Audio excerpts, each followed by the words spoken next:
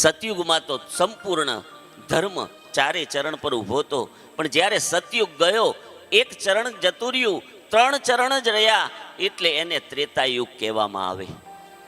ત્રેતાયુગની અંદર તમે જુઓ તો અયોધ્યાના રાજા દશરથ, રામનો અવતાર થયો ને ત્રેતામાં, અને સામે તો કે છે લંકા નગરી અને એનો રાજા રાવણ. એક બાજુ તમે સ્પષ્ટ જોઈ શકો કે અયોધ્યામાં ધર્મ છે અને લંકામાં અધર્મ છે. ધર્મ ને અધર્મની વ્યાખ્યા શું?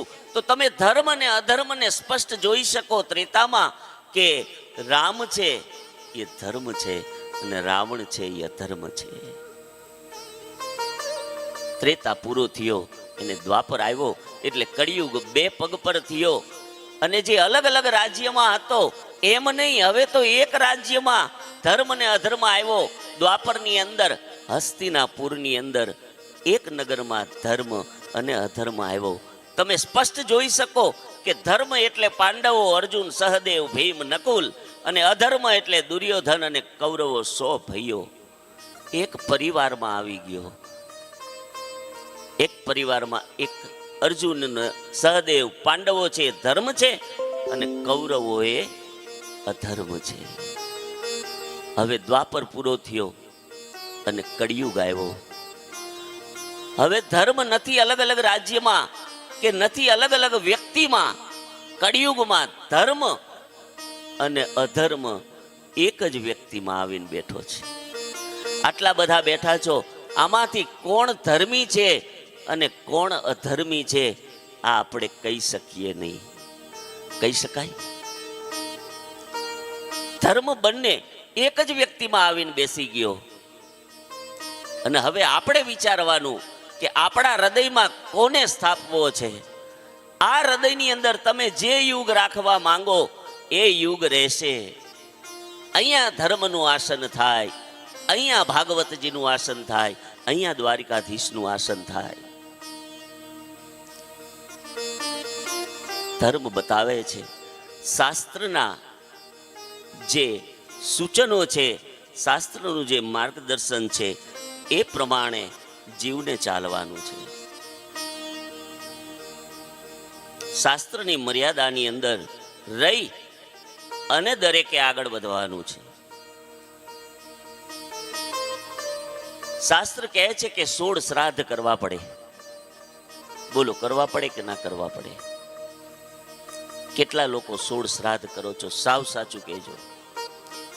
આવું કશું હોય નહીં બાપુ. વરી કાગડા ખાય અને પિતૃને પહોંચે. આપણા જ હિન્દુ પણ એક વખત ગરુ પુરાણ વાંચ. ભગવાનની દયાથી દરેકના ઘરે 20 ને 25 હજારના મોબાઈલ છે, પણ હાલ 300, 400 ને 500 રૂપિયામાં મળવા વાળું શાસ્ત્ર એક પણના ઘરમાં નથી.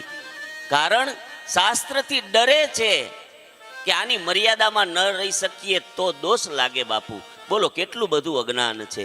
હું અહીંયા વિશ્વાસથી કહું છું કે કોઈ પણ શાસ્ત્રને પેલા મિત્ર બનાવીને ઘેર લાવો. તમને સમય મળે ત્યારે શાસ્ત્રનું વાંચન કરો અને ધીમે ધીમે જ્ઞાન આવશે એટલે તમને શાસ્ત્ર પ્રત્યે શ્રદ્ધા વધશે અને પછી એનું અનાદર નહીં થાય. કોઈ કે બાપુ પથારીમાં બેઠા બેઠા વંચાય, પેલા મિત્ર ભાવે લાવો, વંચાય.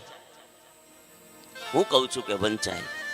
કારણ શાસ્ત્રને આ રીતે કરી અને આપણે શાસ્ત્રથી દૂર થઈ ગયા છીએ.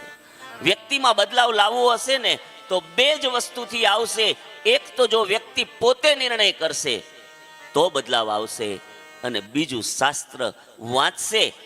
એટલે શાસ્ત્રની અંદર જે જ્ઞાન છે એ વ્યક્તિની અંદર આવે, અને જ્યારે એ શાસ્ત્રનું અધ્યયન થાય, વ્યક્તિમાં જ્ઞાન આવે એટલે વ્યક્તિ પોતે નક્કી કરે કે ના બાપુ 2 અગિયારસ તો કરવી પડે. પછી માણસનું એટલું હોય કે એ માણસ બીમાર હોય ને તોય બીમારી સામે લડી લે, બાકી અગિયારસ ન છોડે.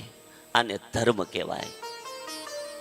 આપણે તો વહેલી બસમાં બહાર જવાનું હોય તો બધું પૂજાય છોડી દઈને બધું છોડી દઈ. આને ધર્મ ન કહેવાય. ધર્મ કોને કહેવાય?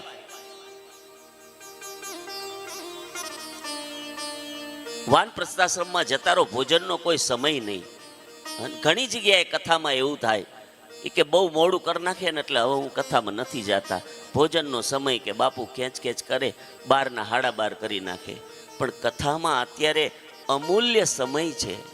અમને અહીંથી એવું હોય કે અમે સત્ય હકીકત કહું, મારા બાનો ફોન આવ્યો હતો, મને કે આપણું ગામ છે જૂનું ઝાલાસર, અપાય એટલું જ્ઞાન આપજે.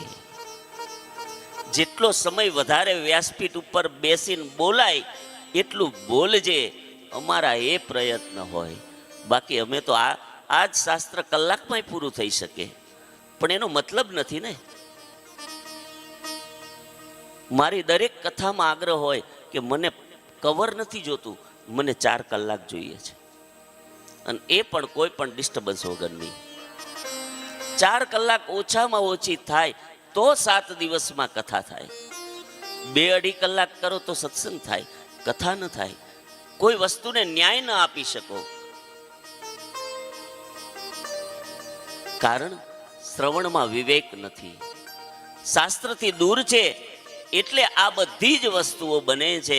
શાસ્ત્રને સમજતા સમજતા, સત્સંગની અંદર જતા જતા, જીવનની અંદર એક નિયમ લો અને આમૂલ પરિવર્તન તમારામાં ત્યારે જ શક્ય છે કે જો તમે શાસ્ત્રનું શ્રવણ કરશો. અને બધું ધર્મ છોડ્યો તે છૂટત સબ છૂટી ગયું કે ના છૂટી ગયું. આપણે બધી જ વસ્તુ છોડતા ગયા છીએ ધર્મની. અનેક ધર્મના લોકો જો બીજા ધર્મની અંદર નક્કી કરે કે અઠવાડિયામાં શુક્રવારે મળવાનું છે તો તમામ કોમ્યુનિટી મળશે. બાઇબલમાં ક્રિશ્ચિયનમાં જુઓ, તમામે તમામ દર રવિવારની પ્રાર્થનામાં હાજર હશે. અરે હિન્દુની એક તિથિ તો બતાવો, તમામ હિન્દુ ભેગા થઈને બેઠા હશે. આવી કથા મંડપમાં કથા ચાલુ હોય ને તોય ઘણા ભાગશાળી હિંચકામાં બાકડામાં બેઠા હશે. કારણ આપણે ધર્મને નહીં, આપણે આડંબર અને પૈસો બેને જ મહત્વ આપ્યું છે. પણ ખબર ક્યારે પડે છે? જીવ જ્યારે પથારીએ પડે ને ત્યારે. અને પછી ખૂણામાં બેઠો બેઠો કહેતો હોય કોઈ કોઈનું નથી રે, કોઈ કોઈનું નથી રે.